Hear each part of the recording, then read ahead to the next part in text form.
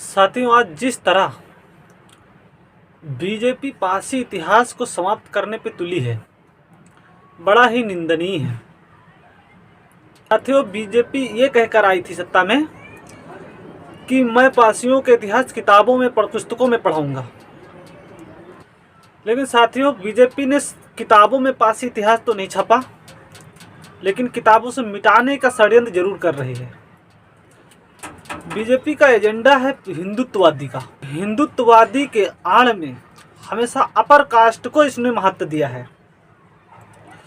कहीं भी किसी भी क्षेत्र में नाम बदला गया है तो वहाँ पे जो अपर कास्ट का महापुरुष था उसी के नाम से नामकरण किया गया है। बाकी किसी भी अदर कास्ट के महापुरुषों के नाम से नामकरण नहीं किया गया है। बीजेपी ने हमेशा षड्यंत्र किया है पारसियों के इतिहास मिटाने के लिए। अभी बांगरमऊ उपचुनाव क्षेत्र में जाकर के बीजेपी ने वहां संचान कोट को राम कोट घोषित करके आई थी, जबकि संचान कोट महाराजा सातन पासी के नाम से विख्यात है। बीजेपी ने हमेशा पारसियों को छला है। बीजेपी ने पारसियों का वोट लेने के लिए 200 रुपये का बैनर छपवा के और पार्कों में लगा देगी कि यह वीरांगना उदा देवी पार्क हो गया, यह महाराजा सातन पासी के नाम से रोड हो गया। जबकि बड़े बड़े क्षेत्रों के नाम वो अपर कास्ट के महापुरुषों के नाम से रखती है। जैसे बांगरमऊ क्षेत्र में जो संचान कोट है, सातन कोट, उस रोड पे एकमात्र बोर्ड लगवा दिया गया महाराजा सातन पासी स्मृति द्वार के नाम से, जबकि कागजों में इसने घोषणा कर दी कि यह संचान कोट नहीं, यह राम कोट है। पासी मात्र बोर्ड को लेकर खुश हो गए और सबसे बड़ी घोषणा कर दी, संचान कोट सातन पासी का नहीं, ये राम कोट है। दूसरी इसी तरह षड्यंत्र हमारे लखनऊ को बदलने की कोशिश की जा रही है। लखनऊ में लक्ष्मण जी की मूर्ति स्थापित है, उससे हमें कोई एतराज नहीं है, लेकिन लाखन पासी की मूर्ति ना स्थापित करके जरूर पासियों के इतिहास मिटाने की साजिश की गई। जबकि लखनऊ के राजा लाखन पासी थे। जबकि किसी भी एरिया का नाम जो वहाँ का शासक है उसके नाम से होना चाहिए, लेकिन योगी सरकार क्या कर रही है, जो वहाँ घूमने टहलने के उद्देश्य से आया था लक्ष्मण टिल्ले पर, उसके नाम से कर रही है। तो ये इतिहास मिटाने की बिल्कुल साजिश है। साथियों, आप सभी संगठनों से निवेदन है, पारसी समाज के जितने भी संगठन हैं इस पे विचार विमर्श करें कि 2024 में किस तरह हमें बीजेपी को सत्ता से बेदखल करना है। पारसियों का 100 से 80 सीटों पर दबदबा है। पारसी खुद निर्णय करता है कौन विधायक बनेगा।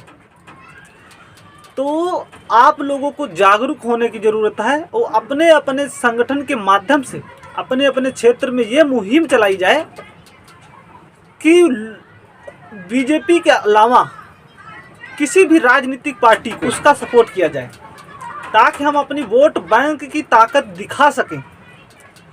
बीजेपी इस घमंड में जी रही है कि पारसियों में कोई लीडर नहीं है, इस उद्देश्य से पारसी संगठित नहीं है। लेकिन ये भूल गया कि जब तक मायावती के साथ पारसी था तब तक मायावती की सत्ता थी, जब तक अखिलेश यादव के साथ पारसी था तब तक अखिलेश यादव की सत्ता थी। अब बीजेपी के साथ पारसी है तो अब बीजेपी के साथ सत्ता है। साथियों, अब अपनी ताकत का एहसास कराने की जरूरत है।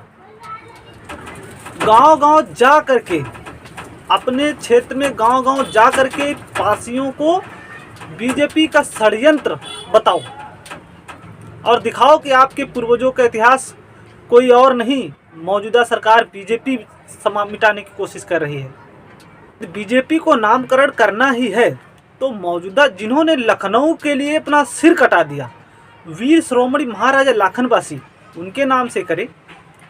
भगवान लक्ष्मण के नाम से कई जगहों के नाम अभी भी हैं, लक्ष्मणपुर, लक्ष्मण नगर। क्या किसी भी पासी महापुरुष के नाम से कोई किसी क्षेत्र का नामकरण किया गया है? नहीं।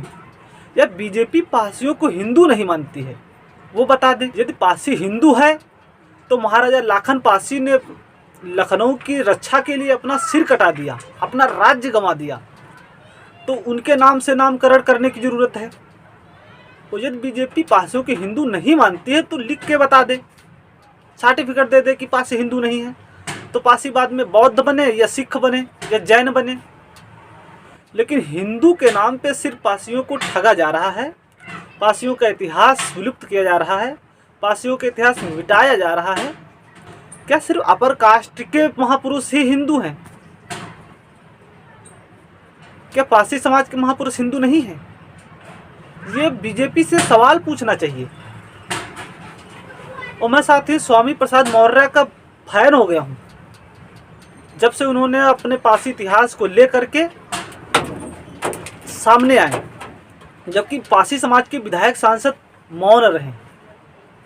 यह बड़ा निंदनीय है कि पासी समाज के विधायक सांसद मौन रहे।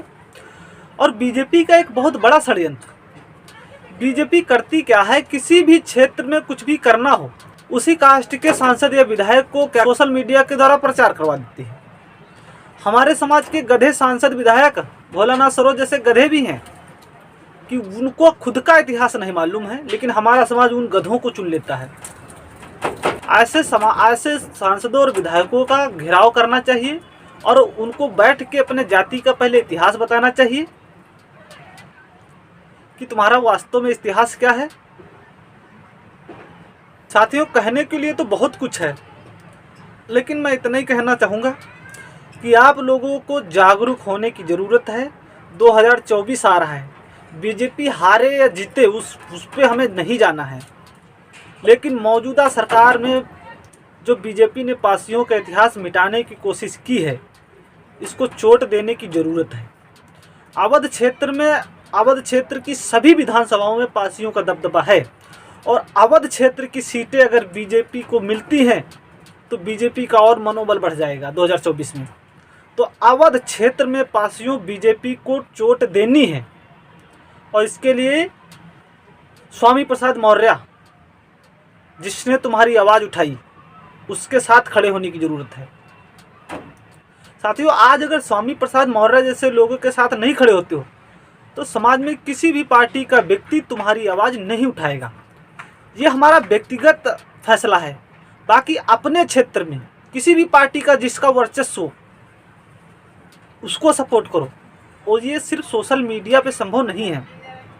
इसके लिए बाकायदा संगठन के माध्यम से मुहिम चलाई जाए और गांव-गांव क्षेत्र में जा करके अपने अपने क्षेत्र में अपनी अपनी विधानसभा में काम करने की ज़रूरत है और बताने की ज़रूरत है कि इस विधानसभा चुनाव में हमें चोट देनी है, अगली विधानसभा चुनाव में जिसको मर्जी जिताना है जिताओ। अवध क्षेत्र में अगर इसको पूरी सीटें मिल गई तो आने वाले समय में अगले पंचवर्षीय में पासियों का बिल्कुल इतिहास समाप्त कर दिया जाएगा। क्यों? क्योंकि उसको ये पूरा कंफर्म हो जाएगा कि पासी अभी भी सो रहा है। और अगर सचेत नहीं हुए तो मैं आज लिख के दे देता हूँ कि निश्चित ही जो भी क्षेत्रपासियों के अभी बचे हैं वो समाप्त कर दिए जाएंगे। जिस तरह महाराजा बिजली पासी के किले पे पासी पंचायत बैठी, बड़ा अच्छा लगा, उसी तरह एक और पंचायत बैठनी चाहिए कि 2024 के चुनाव को लेकर के, कि जिस तरह पासियों के बीच षड्यंत्र बीजेपी कर रही है, इससे पासियों को बचाने की ज़रूरत है। अगर इस पर विचार विमर्श नहीं किया तो 2024 बीजेपी जीतने के बाद बिल्कुल पासियों का इतिहास समाप्त कर देगी। मैं सभी संगठनों से विनती करता हूं कि इस पर ज़रूर विचार किया जाए 2024 के चुनाव को लेकर के, क्योंकि मौजूदा हालात में पासियों का इतिहास मिटाने का भरपूर षड्यंत्र किया जा रहा है और किया गया है। और 2024 को चुनाव को लेकर के अपने अपने विधानसभा क्षेत्र में पासियों को जागरूक करने की ज़रूरत है। मैं अपने क्षेत्र में दावे के साथ बीजेपी को अपनी विधानसभा नहीं जीतने दूंगा, पासियों का वोट तो नहीं देने दूंगा। बाकी जिसका भी जनाधार मजबूत दिखेगा उसको वोट देने के लिए मुहिम चलाना शुरू कर दूंगा। आपकी जिम्मेदारी है अपने विधानसभा में पासियों को जागरूक करने के लिए और पासियों को सही दिशा दिखाने के लिए आपको आगे आना ही पड़ेगा। गांव-गांव जा कर के पासियों को समझाना ही पड़ेगा, क्योंकि पासियों को सिर्फ सोशल मीडिया के माध्यम से मैसेज नहीं दे सकते। सोशल मीडिया के माध्यम से सिर्फ उन लोगों को मैसेज दे सकते हैं जो थोड़ा समाज में एक्टिव हैं, जो समाज के शुभ चिंतक हैं, उन लोगों को मैसेज दिया जा सकता है। और उन लोगों को मैसेज दे करके पासी सभा फिर से बुलाई जाए, 2024 के लिए रणनीति तैयार करी जाए और उस पर विचार किया जाए किसको आगे लाना है किसको नहीं। क्योंकि चोट देना बिल्कुल बहुत ज़रूरी हो गया है कि जो घमंड सर आँखों पर है उसको तोड़ना बहुत ज़रूरी है। धन्यवाद साथियों।